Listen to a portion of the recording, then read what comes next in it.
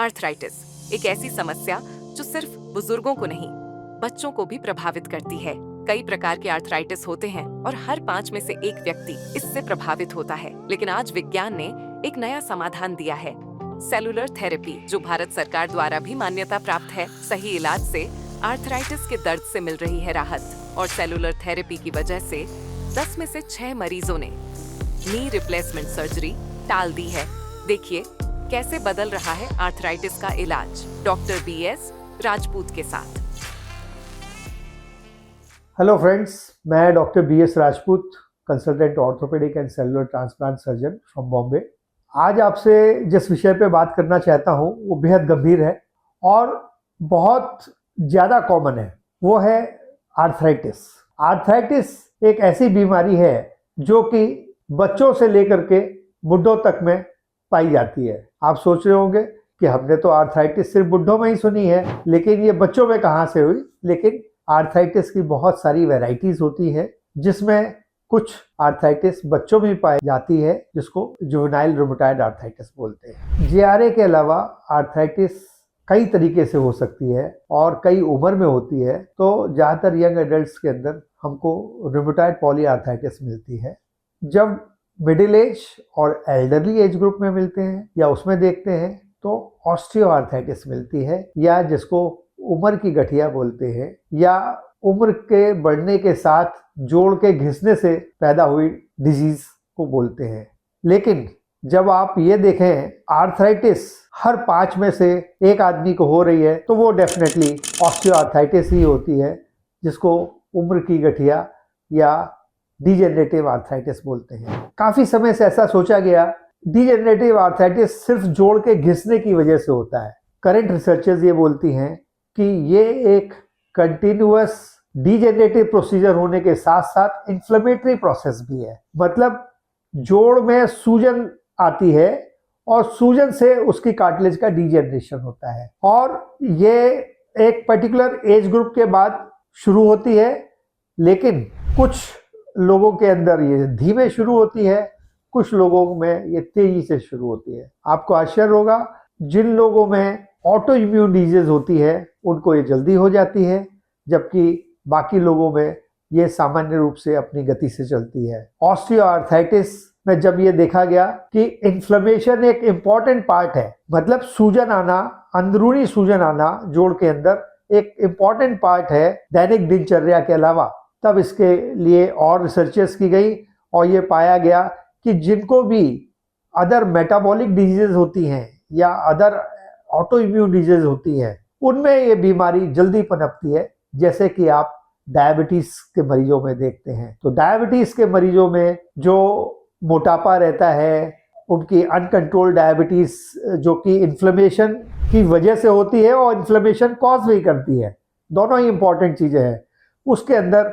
आपको ये बीमारी काफी तेजी से मिलेगी। इसलिए जब भी इसका इलाज सोचा जाए तो ऐसा सोचा जाए जो कि डिजेनरेशन को तो रोके ही रोके, साथ में उसकी सूजन को भी कम करे। इसीलिए आप देखते होंगे कि ज्यादातर डॉक्टर्स आपको non steroidal anti inflammatory drugs देते हैं, मतलब कि जो उसकी सूजन को कम करे और उसका दर्द कम कर दे। लेकिन बात यही खत्म नहीं होती है। आप खाली सूजन कम कर सकते हैं, लेकिन अगर ऐसी दवा आप ज़्यादा समय तक लेंगे तो आपकी किडनी खराब हो सकती है। तो इसके लिए इलाज करने से पहले आपको बहुत सारी चीज़ें सोचनी होंगी कि अगर मरीज शुरू में आता है ऑस्टियोआर्थराइटिस के, तो सबसे पहले आप देखें कि उसमें विटामिन D की कमी तो नहीं है, उसके अंदर जो है कैल्शियम की कमी तो नहीं है, और उसका बॉडी वेट एवरेज है कि नहीं है, उसमें क्या अदर ऑटो इम्यून डिजीज हैं तो उनका मैनेजमेंट प्रॉपर हो रहा है कि नहीं, डायबिटीज कंट्रोल है कि नहीं।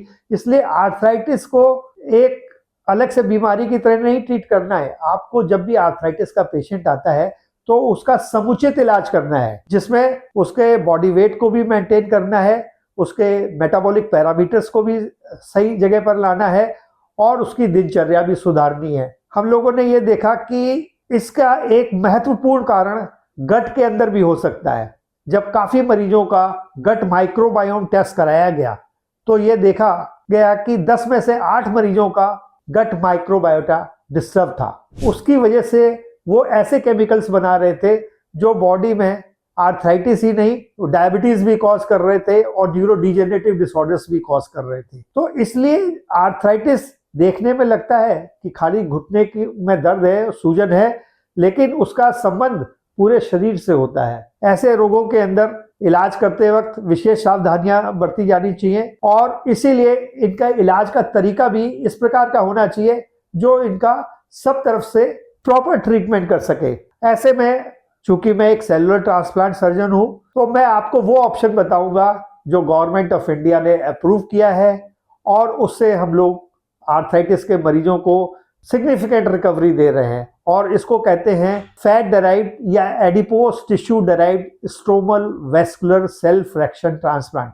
आप सोच रहे होंगे बहुत लंबा चौड़ा नाम है, बहुत ज्यादा इसमें कॉम्प्लिकेशंस हैं, लेकिन ऐसा कुछ नहीं है। इसके अंदर हमारी टीम का प्लास्टिक सर्जन पहले थोड़ा फैट सक्शन करता है लोअर एब्डोमेन से और उसको हम लोग ऑस्ट्रेलियन पेटेंटेड टेक्नोलॉजी है उससे इसको प्रोसेस करते हैं और उसको अल्ट्रासोनिक कैविटेशन मेथड कहते हैं। ये एक पेटेंटेड टेक्नोलॉजी है जिसको कि हर जगह अवेलेबल नहीं है, सिलेक्टेड सेंटर्स पे ही अवेलेबल है। और इसकी खास बात क्या है कि ये आपको प्योरीफाइड सेलुलर कंसंट्रेट देता है जो कि मरीज को जोड़ में लगाई जा सकती है।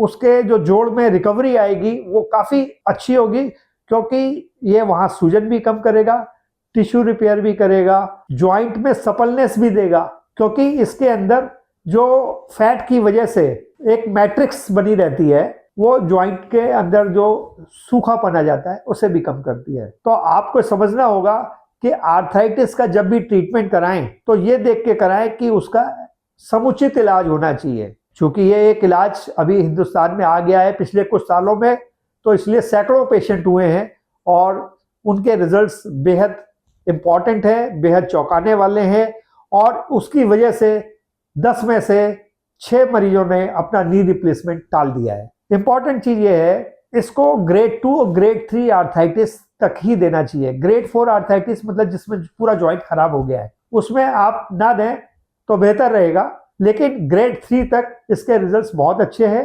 तो आप जब भी आपको आर्थराइटिस डायग्नोज हो और ऐसा लगे कि अभी डॉक्टर ने बता दिया है कि भाई अब तो नी रिप्लेसमेंट ही होगा, तो ऐसा ना समझे कि कोई जरूरी है कि नी रिप्लेसमेंट ही हो सकता है कि आपका ऑर्थोपेडिक सर्जन कहे कि नहीं हम इसमें फैट डराइव्ड सेलुलर ट्रांसप्लांट कर रहे हैं जो कि गवर्नमेंट ऑफ इंडिया से अप्रूव्ड है और जिसका इंश्योरेंस भी पेमेंट करती है, वो ऑप्शन भी आप ले सकते हैं और उससे बेहद आपको अच्छे परिणाम मिलेंगे। मैं अभी आपको एक पेशेंट से मिलवाऊंगा जिन्होंने ये ट्रीटमेंट साल भर पहले कराया।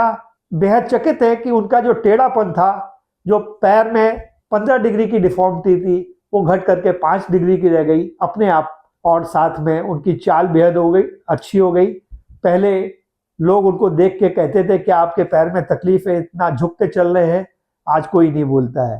तो दोस्तों आप लोग याद रखें कि इलाज आपको कराना है तो देख समझ के कराना है और कोई ज़रूरी नहीं कि हर मरीज को नी रिप्लेसमेंट ही कराना पड़े। आगे की डिटेल्स मैं आपको आगे के वीडियो में दूंगा। Thank you.